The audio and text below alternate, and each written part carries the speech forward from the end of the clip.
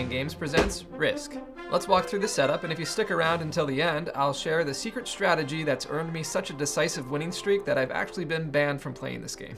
Risk is a strategic board game for 2 to 6 players where the goal is to conquer the world. Players take turns deploying armies, attacking opponents' territories, and fortifying their positions. The winner is the last player to control territories after all others have been eliminated. The following rules are for a 3 to 6 player game. Stay tuned though, after the main rules I'll show you how to play a 2-player game. The pieces.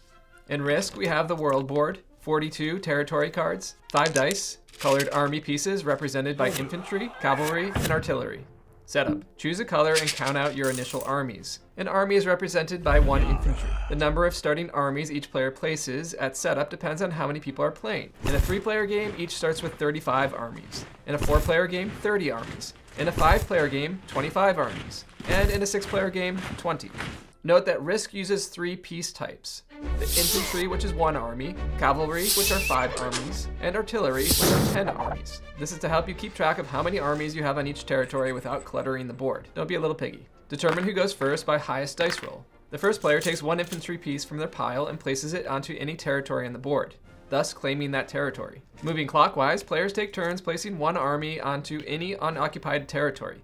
Continue around the table, 1 territory at a time until all 42 territories have been claimed. And the territories are the country things. After distributing 1 army per claimed territory, players continue in the same order, placing 1 army at a time into any territory they control. Meaning you just take your leftover armies and put them on the board where you strategically think they'll be best suited. Lastly, shuffle the Risk cards and put them in a pile. Gameplay. On each turn, a player has 3 distinct phases: reinforce, attack, and fortify. Number 1, reinforcement phase. Count how many territories you control and divide by 3. Ignore fractions.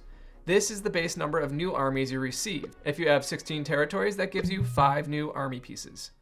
If you have less than 9 territories, you get 3 armies no matter what. If at the start of your turn you control an entire continent, you receive bonus armies as listed on the board. If you've collected the right Risk cards, you may turn in a set of Risk cards for armies. Place those now. Now distribute all your new armies along your territories before proceeding, but only in your own controlled territories. Turn action 2, attack phase. This is optional, but Risk is about world domination, not world friend making.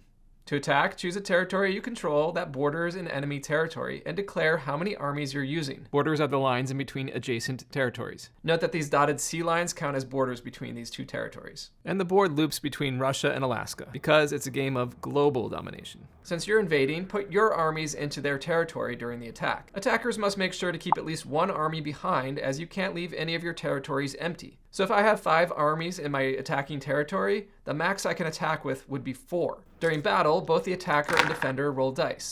The attacker rolls up to 3 dice if attacking with at least 3 armies. The defender rolls up to 2 dice if defending with at least 2 armies. Meaning if I was attacking with 3 or more armies, I could roll with up to 3 attack dice. If I was just attacking with 2 armies, I could roll 2 dice and 1 die if it was a single army, which would be foolish. The defender rolls just a single die if they only have 1 army on their territory, and 2 dice if they have 2 or more armies there. Both sides first announce the number of dice they'll roll, and then roll the dice at the same time. Compare the highest dice from each side. The lower result loses 1 army. Then compare the second highest dice if the defender rolled 2 dice. A second army is also lost to the higher roll. If there is a tie, the defender wins no matter what, and the attacker loses an army per tie. Defeated pieces go off the board and into the stock. You can continue to attack the same or different adjacent territories as many times as you wish in your turn, or stop at any point. The attacker can move more armies in from the attacking territory in subsequent attacks, but the defender can only defend with the armies in their attacked territory. If you conquer an enemy territory, eliminating all their defending armies, you must move at least as many armies as you used in that final battle roll into the newly acquired territory. You can move more if you'd like, but you must keep at least 1 of your armies in the territory you attacked from. Territories cannot be empty. Fortification phase. This is also optional, but integral to taking over the world. Now you may move armies from 1 territory you control to another adjacent territory, but you can only do this once per turn. You must also leave an army behind from the territory you moved from. Territories cannot be empty.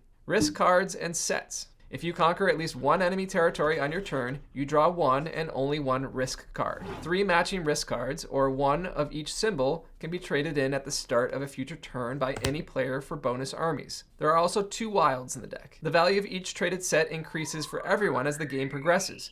For example, the first set turned in, regardless of who trades it in, yields 4 new armies for that player. So then you place a mission card or other marker at the 4 on the board. The next set traded by any player grants 6 armies. The next grants 8, escalating the reward for all players uniformly. If you have 5 or 6 risk cards at the beginning of your turn, you must trade in at least 1 set, and may trade in 2 if you can. Elimination and victory. If you defeat a player, you take all of their risk cards. If you end up with more than 5 cards, immediately turn in sets for extra armies. The game ends when all but 1 player has been eliminated. The last player holding on to territory is declared the winner.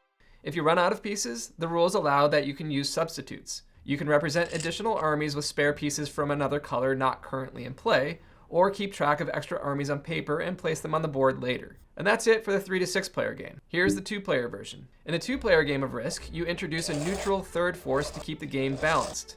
Here's how that works. Shuffle and deal all 42 territory cards into 3 piles, 1 for each player and 1 for the neutral force. Each player places 1 of their armies on each of the territories they've been dealt. Place a set number of neutral armies, usually 1 per neutral territory, from a third color on the neutral territories. In a 2-player game, players begin with 40 armies. After you've received your territories, take turns adding 1 army to any territory you occupy. I like to give the neutral side 2 armies per territory to keep it interesting, but you do you. Players still receive reinforcements at the start of their turn based on the territories controlled, continents, and card sets. Neutral armies never take turns and do not receive reinforcements. Battling neutral territories. Attacking a neutral territory follows the normal attack rules. Neutral armies defend as usual. Rolls for them are made by your opponent. By adding neutral armies to a 2-player game, we avoid a simple back and forth and preserve the strategic tension of a larger match, rather than 2 players just charging head-on. Variations. There's also a secret mission variation included with this game, which is actually pretty fun and can make the game go faster. To win, you only have to complete the mission on your secret mission card. The setup is a bit different as you're randomly assigned starting territories like in the 2-player game, but the game basically plays the same otherwise. As soon as you complete your secret mission, announce it to the other players and you've won. Tips and strategies. Here are 5 time-tested risk strategies, plus 1 that's a cut above all the others. My personal strategy. Number 1, focus on easy-to-defend continents. Secure smaller continents like Australia and South America first. They have fewer entry points and provide reliable bonus armies. Number 2, maintain strong borders. Concentrate armies on choke points and borders to deter enemy attacks. Protect your core territories. Line them up with armies. 3, trade cards at the right time. Don't rush to turn in your sets too early. Waiting to cash them in when they yield higher reinforcements can shift the balance of power. Number 4, attack opportunistically and roll wisely. Target weaker opponents or lightly defended territories rather than wasting resources in prolonged and bloody battles. Don't forget that tied rolls go to the defender. This is super important because when attacking, defenders have a 58% to 42% advantage on 1-to-1 rolls. Have a look at this chart I made, which ranks the best possible attack scenarios to the worst. Whenever possible, attack with more dice than them to improve your odds. For example, attacking with 2 dice against 1 increases your chances to eliminate a defender to about 58%. And 3 against 1 gives you a 66% chance of victory, while attacking with 3 dice against 2 allows you to eliminate 2 defenders roughly 29% of the time, and a 33% chance of a 1-to-1 sacrifice. Number 5, adjust your strategy as the board evolves. Remain flexible by responding to changing threats, shifting alliances, and fluctuating power dynamics. Like in Monopoly, you'll often see players team up, so be aware of the dynamics that happen outside of the rules. And this is how I win. Okay, I'm not really allowed to play anymore because of my winning streak, but I'll let you know how I've won in the past. Africa. Africa is the key to my success. Not Australia, not South America, and definitely not the quagmires of North America, Europe, and worst of all, Asia. Africa. Africa is the cornerstone to my success. But why?